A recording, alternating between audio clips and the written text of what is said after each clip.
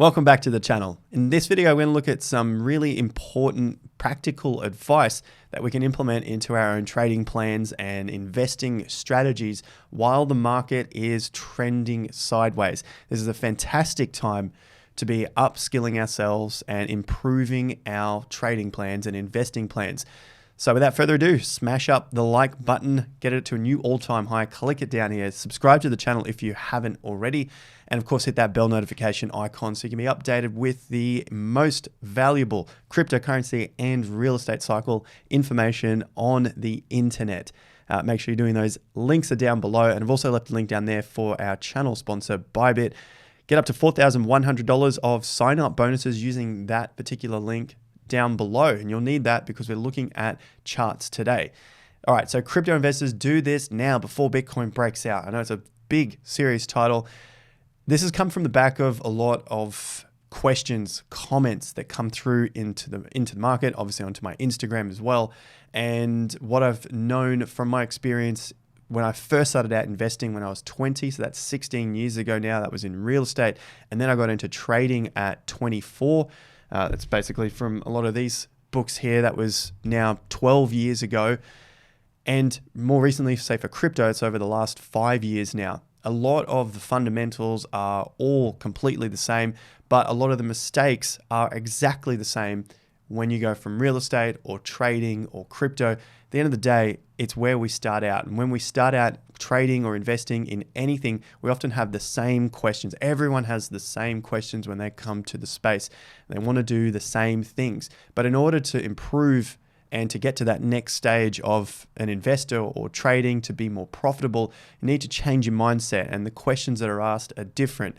The first things that we tend to look at when we come to any sort of market, and you can put this with stocks or real estate, whatever, looking at what we think we need to do in order to make bigger gains. So we always think we need to find that next big stock or that next real estate area that is going to explode and we're going to get in before everyone else.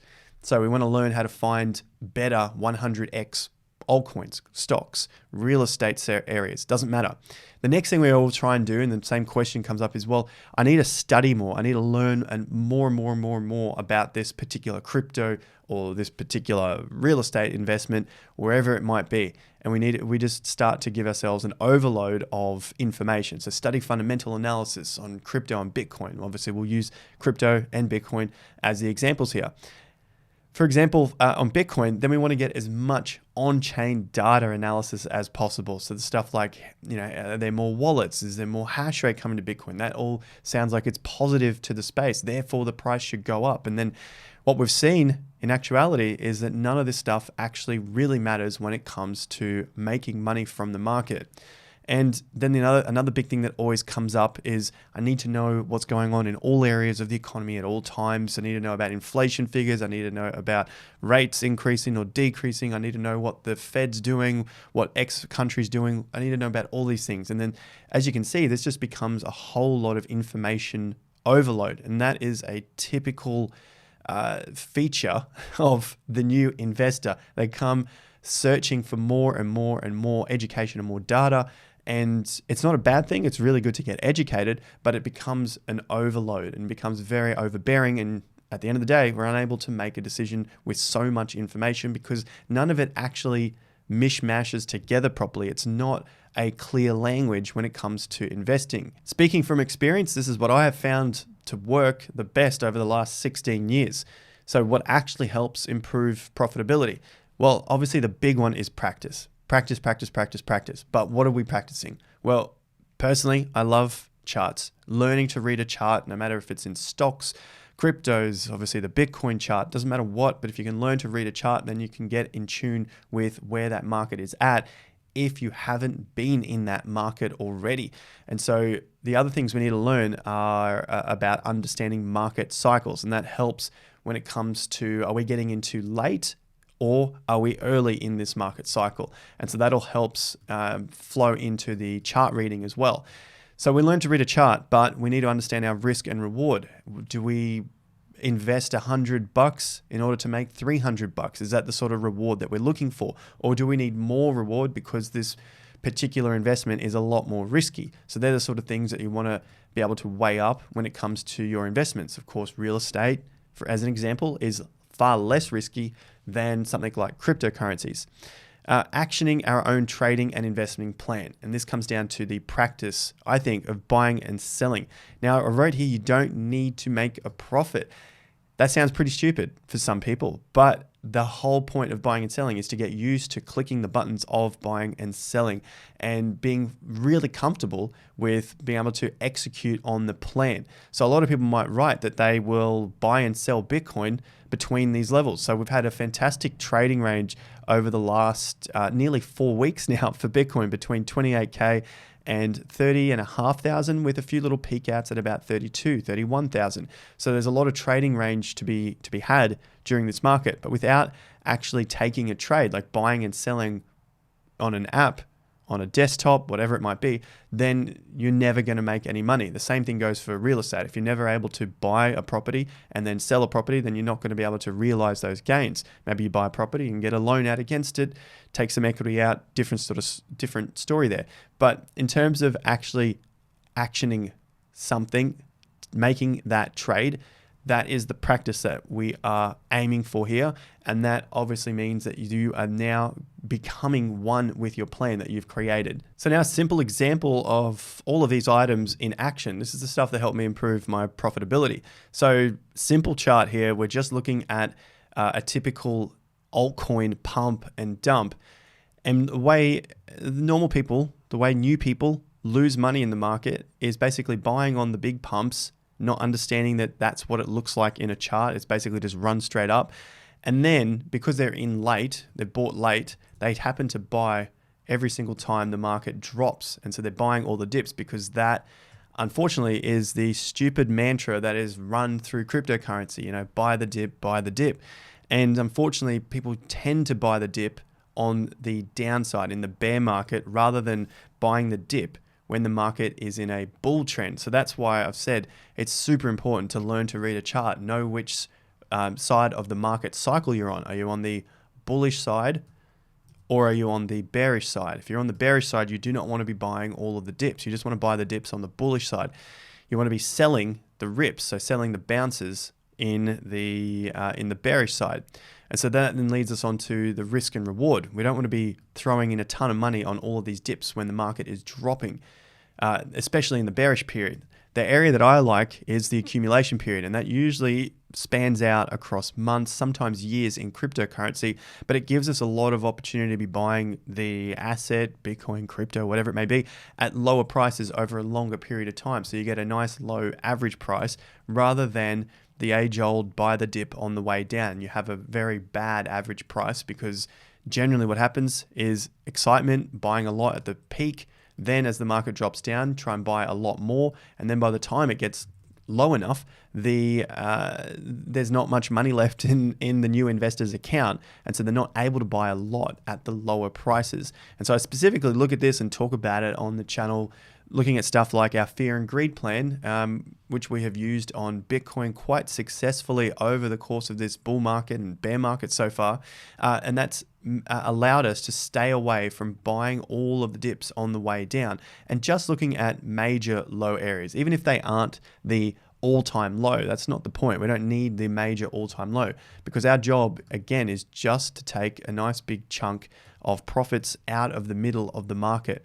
And buying at these lower prices gives us that opportunity to have a lower average price. So that's what we're looking at here. And if we happen to miss the accumulation range, well, then we get the breakout and then the retest of the old top. So you can usually see we get this sort of range where the market will trend sideways, break out, come back and test the tops. Those are also great entry points as well. And that's what I like to look for my own trading.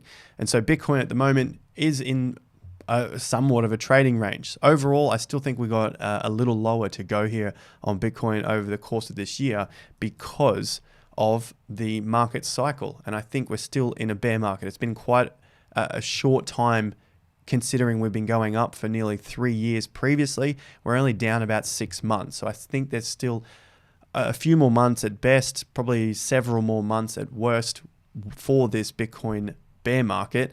And of course, crypto will also flow into that as well. So I've covered learning to read a chart, the risk and reward, actioning our trading plan, market cycles. The main thing is obviously practice buying and selling. Don't need to make a profit, just need to learn how to buy and sell and be very, very comfortable with it for when the market becomes super greedy again and it starts to run up. The reason being is, as it does run up so quickly, you think you're going to be becoming a multi-millionaire, and then all of a sudden the market reverses, and before you know it, you're basically selling at the dump rather than selling when the market is running up into its peak.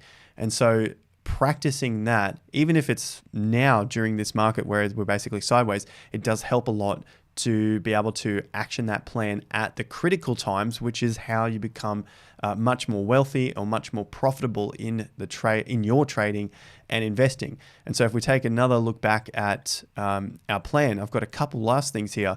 Do this now in a quiet or sideways market, and then also practice it in a volatile market, because there are different market conditions, just like we looked at when it comes to market cycles. There are conditions like we have now. We have sideways periods. We look at it on a short-term time frame.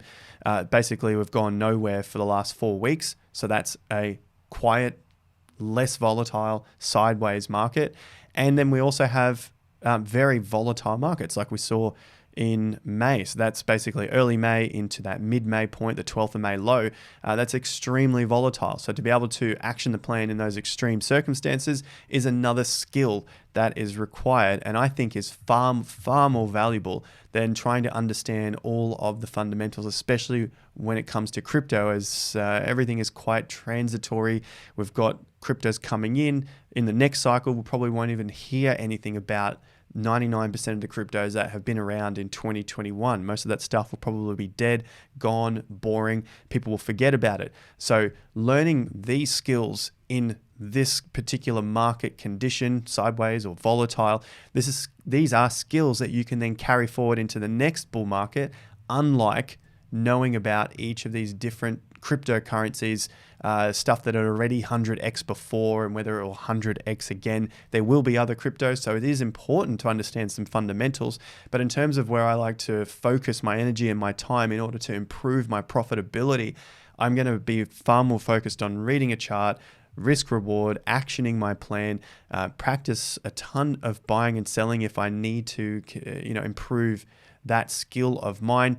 And the way I would look at it is I practice without money. So start with some sort of paper trading. You can paper trade Bitcoin, keep a Excel spreadsheet somewhere, and just say, when my signal comes up in the market and it drops, I'm going to buy Bitcoin at 28K. And then you'll have a signal written somewhere else for when Bitcoin reaches the resistance levels that you can see here. I'm going to sell some of my paper Bitcoin. And so learning to paper trade is an okay way to start out if you're still uncomfortable with taking real trades with real money. But remember, the differences with here, and why I say it's only okay and it's better to do it with money, and I know it's a difficult one, is the emotions are 100% different. Emotions trading without real money and paper trading is so completely different to when you trade with money. So make sure you do get some practice in trading these markets with money as well. Obviously stay safe and keep your stops in play. If you see some major support levels, you definitely want to have your stops in place so you don't lose too much. And if you really want to take it to that next level of safety, only put a small amount of money onto any platform. Maybe it's $500 so that you know that's the total amount that you can that you're absolutely going to lose, even if you forget to put any sort of stops on or something drastic happens on the exchange. But either way, I'd definitely be testing a lot of the stuff out, having my plan ready to go for the next bull market. And if you want, use that plan when the market does decide to break out. We've got a pretty big tight range here of Bitcoin. It is going to break out one way or another. It just depends when. We're just waiting on the when at this point.